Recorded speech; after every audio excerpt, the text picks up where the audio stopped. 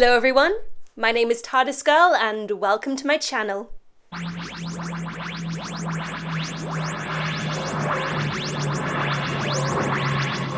You already know how much I love the new series, His Dark Materials, because I've been harping on about it for months. But the one thing I never even thought to consider were the opening titles. I completely forgot the series would take the form of long-form television, and so when I saw the opening credits for the first time, I was awestruck. They were so beautiful, and there are so many secrets and Easter eggs in there as well. So, I'm going to do what any self-respecting fan of the books would do. Break down every single frame of this bad boy. So, let's get started.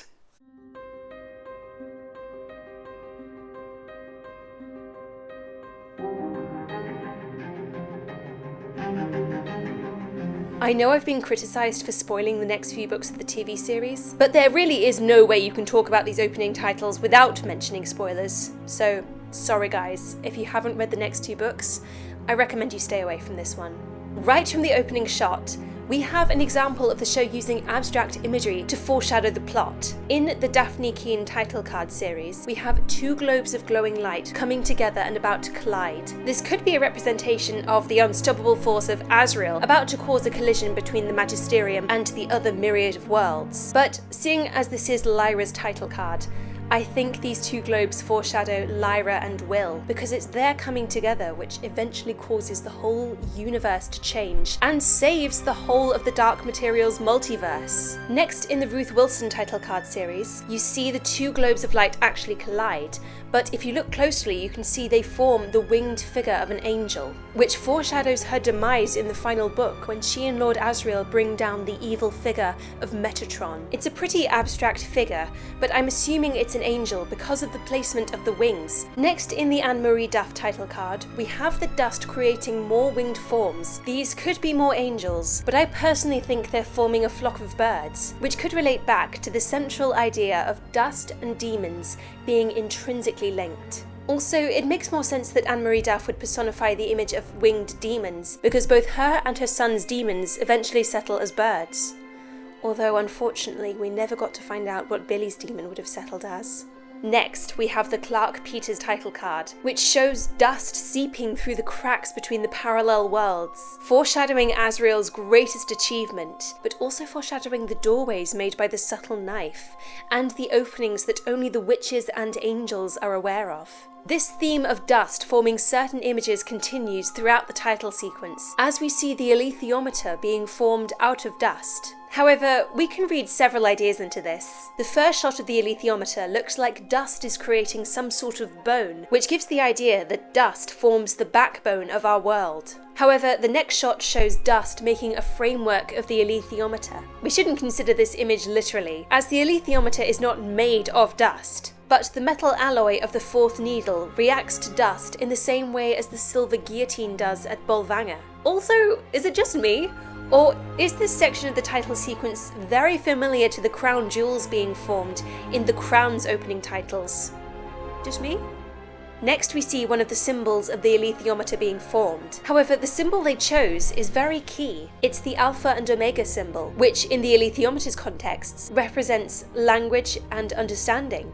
And that's what this title series is doing. It's giving the non-informed viewer an understanding of the show as we move forward, but it's also giving us so much knowledge throughout all the tiny little Easter eggs that have been hidden. This is really clever.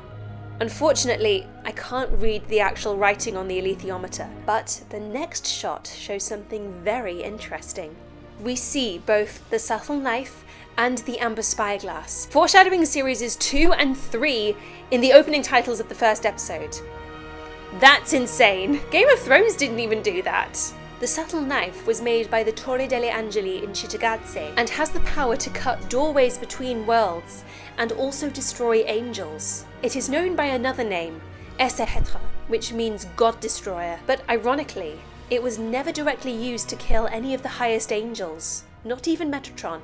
The Amber Spyglass was created by Mary Malone in the third book by connecting two plates of amber smeared with the oil from the Mulefa seed pod trees, which allowed her to see how dust interacts with conscious beings. The next few sequences show the environments change as we go from the stone masonry of Jordan College to what looks like the forests in Trollesund, and then the snowy atmosphere of Svalbard, which is the final setting of the first book. And we get our first glimpse of Lee Scoresby's balloon.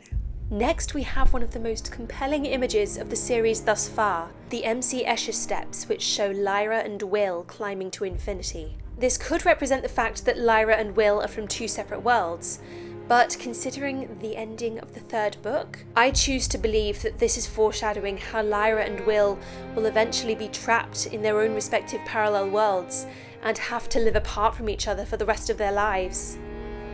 We're only on the first episode and the series has already got me crying. And then we have the most jaw-dropping image of the whole opening titles, all the parallel worlds stacking on top of each other respectively. Now, there are so many different ways we can read into this, so here's my interpretation. I believe the middle world is Lyra's because it does look very Victorian, very steampunk, and we also see zeppelins flying through the air. Then above that one, we have the snowy mountains of Svalbard with Lee Scoresby's balloon. And above that, I think that's Will's world because we can see examples of skyscrapers. Then above that, I think this is actually Cittàgazze because the landscape is described as being very rural and very mountainous. But then the most exciting element of this image, the structure below Lyra's Oxford. I have two theories. Either this is Lord Asriel's fortress from the third book, or my other theory, this structure is their representation of the clouded mountain, where all of God's angels and fighting forces reside. This is just speculation, but let's hope at least one of them's true. Then all the parallel worlds stack on top of each other and form threads of golden light. And I'm assuming this represents the millions upon millions of parallel worlds living so closely connected but never touching.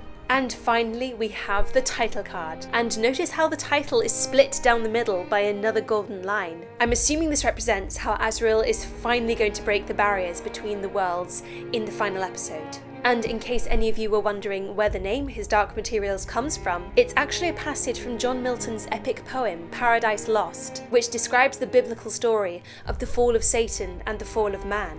So, that was my opening titles breakdown of His Dark Materials. By this point, episode 2 should already be up, so to everyone who's continued watching the series, I hope you're enjoying it as much as I am. And oh my goodness, I cannot wait to see how they do the ending scene. Thank you so much for watching. Please subscribe to my channel down below if you want to see more, and I'll see you all soon. Bye!